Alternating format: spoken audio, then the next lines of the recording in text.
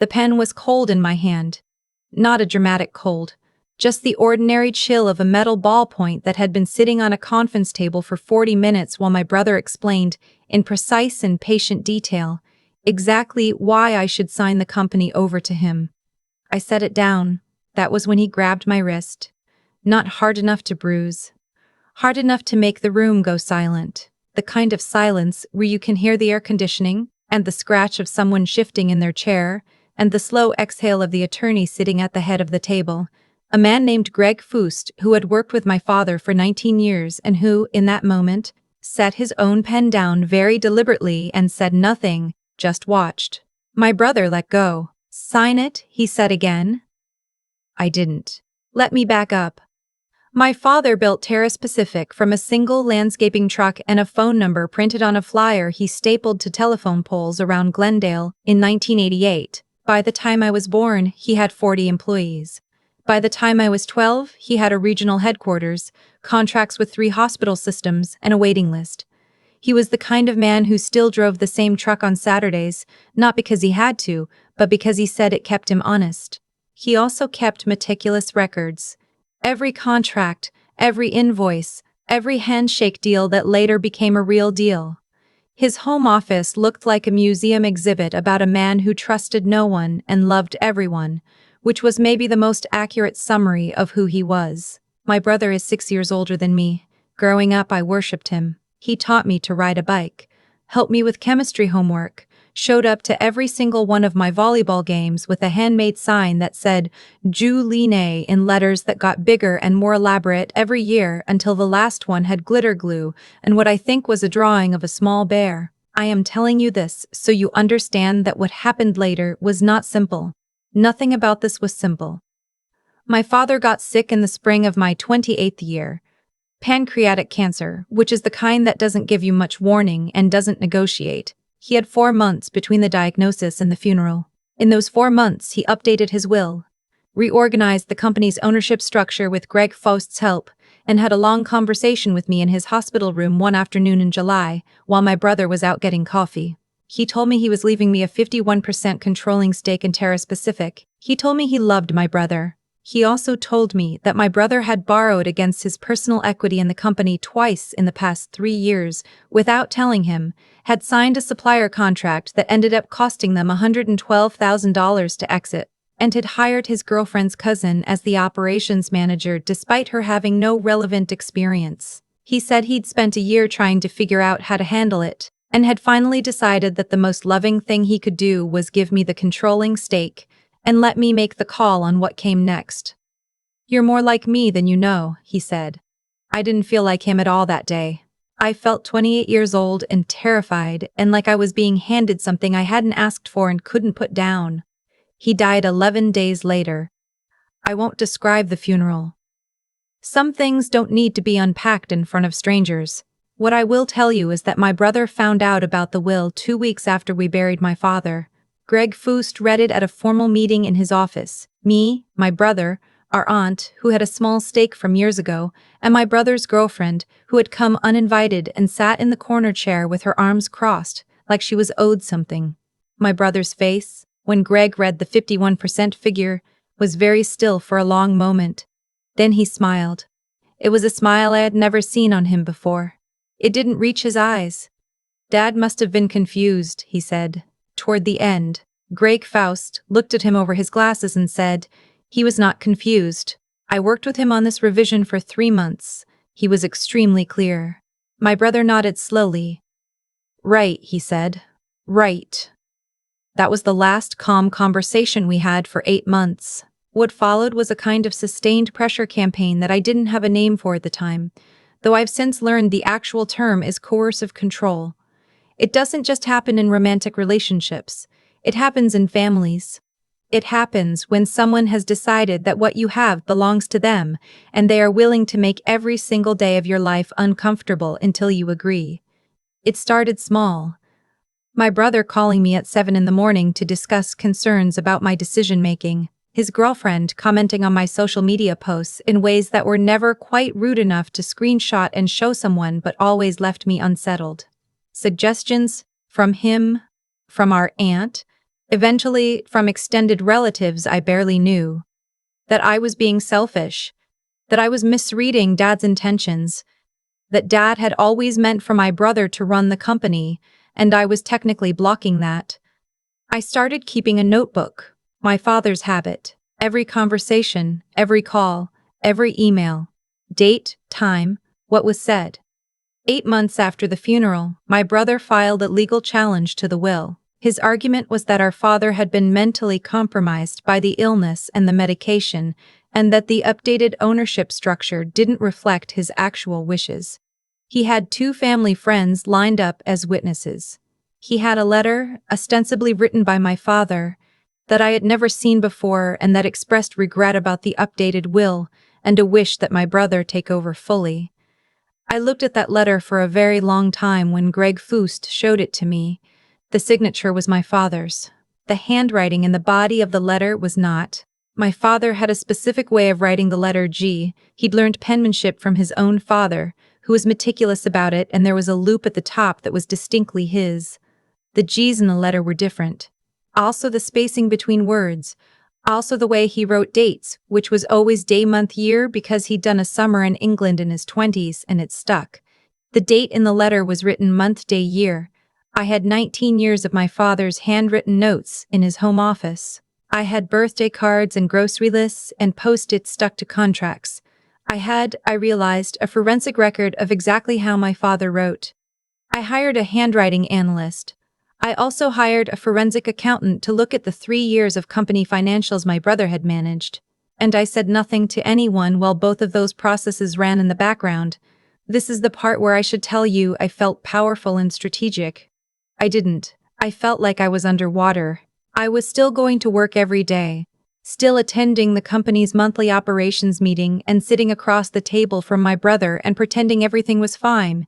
Still fielding calls from relatives who had heard their side and wanted to check in. I was eating badly and sleeping worse. I called my best friend in Phoenix at 11 at night and cried, and she talked to me for 2 hours and then said, "Lena, you are not going to lose this. Stop letting them make you feel like you already have." Her name is Dessa. I want to say her name because she matters. The legal challenge had a hearing date.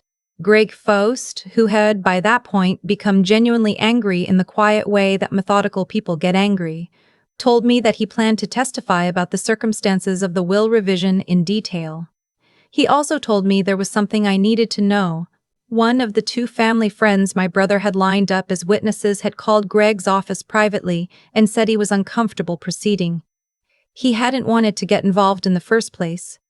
My brother had told him it was a formality. He had since been shown the actual documentation and realized it was not. The hearing was held at the county courthouse, in a room that was smaller than I expected, with fluorescent lights that hummed. My brother arrived with his girlfriend and a lawyer I didn't recognize, a younger man in a very expensive suit who moved like he was used to winning. I arrived with Greg Faust and my own attorney, a woman named Patricia Well who had done estate litigation for 22 years and who communicated almost entirely in understatement. When she had first reviewed the case, she had said, "This is manageable." I had come to understand that for her, this meant, "I've seen much worse, and we're going to be fine." My brother did not look at me when we sat down. He looked at the table, at his phone, at his lawyer. His girlfriend, who was not supposed to be present for the actual proceeding, had been redirected to the hallway. I watched him watch her leave and saw something flicker across his face that I couldn't read. The judge was a man in his late 50s who had the patient, slightly exhausted energy of someone who had seen every possible version of family dysfunction and found none of it surprising anymore. My brother's lawyer opened. He made the mental incapacity argument carefully and kept his language precise. He submitted the letter. Patricia Wells stood up. She introduced the handwriting analyst first. She introduced the forensic accountant second, and the summary of findings from that report took 11 minutes to present.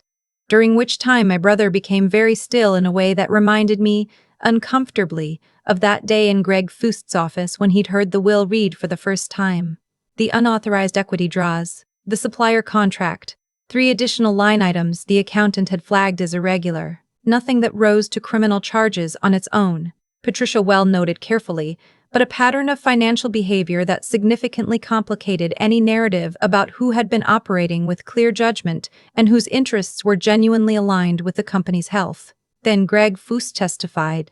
19 years. He spoke about every meeting, every revision, every conversation.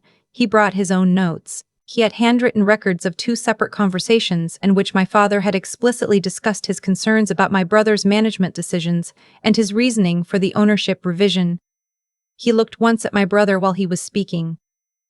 My brother looked at the table. The witness who had backed out submitted a written statement. The second witness, when called, gave testimony that was noticeably shorter and less certain than what my brother's lawyer had presumably prepared for. The judge asked several questions. Patricia Well answered them. My brother's lawyer answered his.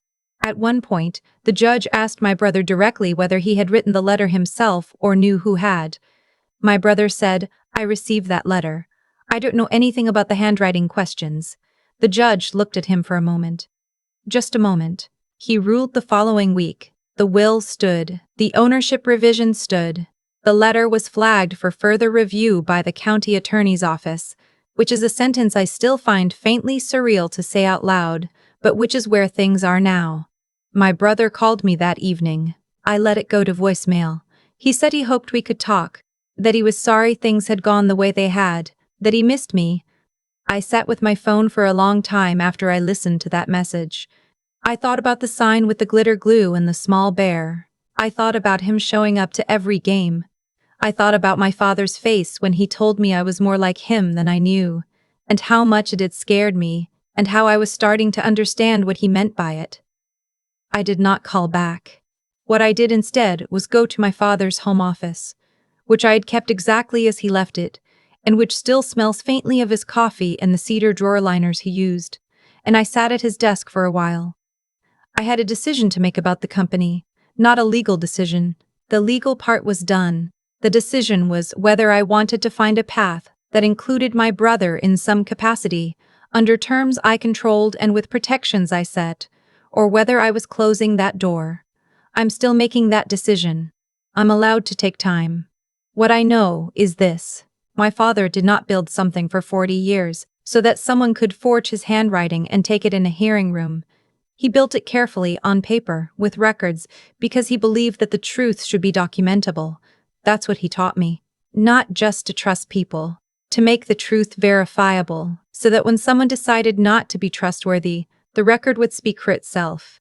I have a 51% controlling stake in Terrace Pacific Landscaping.